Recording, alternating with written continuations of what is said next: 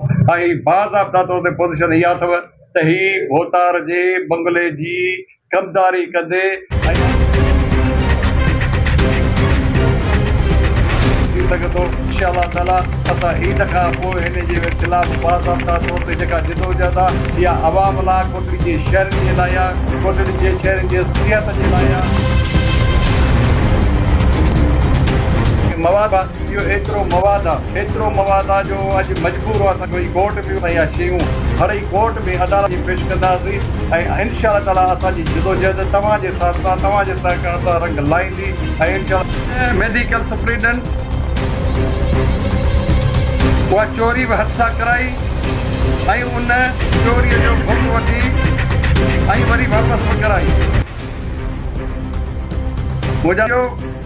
हिन माण्हूअ जा करप्शन जा अणखुट किसा आहिनि। साफ़ी साथियो, कोरोना जी आयल बजट जो मिसयूज़ हुजे या कोरोना मॉनिटर जे नाले में कमु कंदड़ मनपसंद माण्हुनि खे नवाज़णु, हालत इहा आहे त हिकु पर्ची क्लार्क अॼु पाण खे DMS ऐं MS पियो सॾाए त ॿिए पासे मेडिकल सुप्रीडेंट डॉक्टर बरकत लिगारी साहब पाण खे सेक्रेटरी हेल्थ सम्झे थो। मुंहिंजा साफ़ी साथियो, पाकिस्तान पीपल्स पार्टी शहीद भुट्टो ज़िलो जामशोरो जे हिन अस्पताल जा थींदड़ करप्शन, चोर बाज़ारी ऐं नाअहली जे ख़िलाफ़ आवाज़ उथारियो आहे त हिन करप्ट ऐं चोरनि जे साथारी पाथारीदार डॉक्टर बरकत लिगारी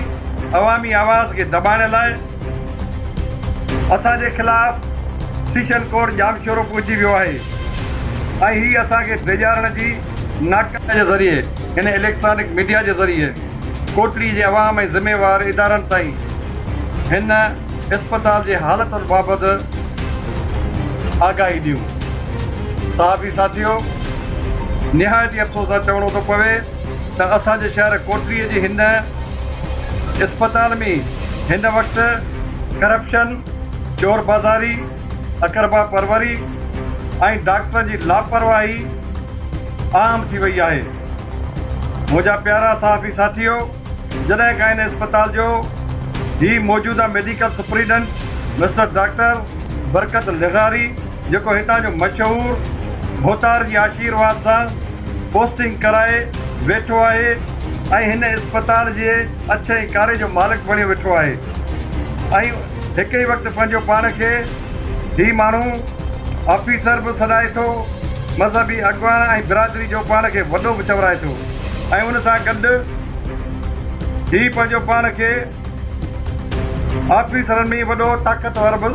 सॾाइण में फ़ख्रु महसूसु करे थो। साफ़ी साथियो, ही डॉक्टर बरकत लिगारी जेको 19 ग्रेड जो ऑफिसर आहे ऐं हिन वक़्तु 20 ग्रेड जी सीट ते गैर क़ानूनी तौर ते वेठल आहे, जंहिंजी खेसि भोतार जे बंगले जी मुकमल आशीर्वाद हासिल आहे। मुंहिंजा साहबी भाइरो, ही साहब अवां कई दफ़ा अस्पताल बाबति पंहिंजी कारकर्दगी ज़रूरु ज़ाहिर कंदो हूंदो, पर असीं सिर्फ़ु तव्हांजे अॻियां एतिरो चवंदासीं त हीअ अस्पताल असांजी आहे, हीअ अस्पताल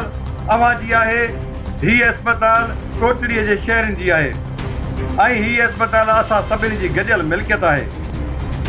कंहिं बि बंगले जे वाठे या भोतार जी ज़ाती जागीर कोन आहे जो हिन अस्पताल जी तबाही ऐं बर्बादी ते पंहिंजूं अखियूं पूरे छॾियूं। मुंहिंजा साहबी भाइरो, हिन अस्पताल जे मुख़्तलिफ़ डिपार्टमेंटुनि में जहिड़ो neuro surgery, plastic surgery, general surgery, urology department, eye department, skin department, पीस सर्जरी, ऑर्थोपेडिक डिपार्टमेंट, इस्तीमा department, gynae department, pathology department, ultrasound वग़ैरह जी कारकर्दगी ऐं सहूलियतनि जी खोट जा वॾा बाब खुलिया पिया आहिनि। साथियो, अस्पताल जी सफ़ाई सुथराई खां वठी मरीज़नि लाइ साफ़ पाणीअ ताईं, अस्पताल जे दवाउनि जी चोरीअ खां वठी मॉनिटरनि जी चोरीअ ताईं, जेके मॉनिटर लखें रुपयनि जा हुआ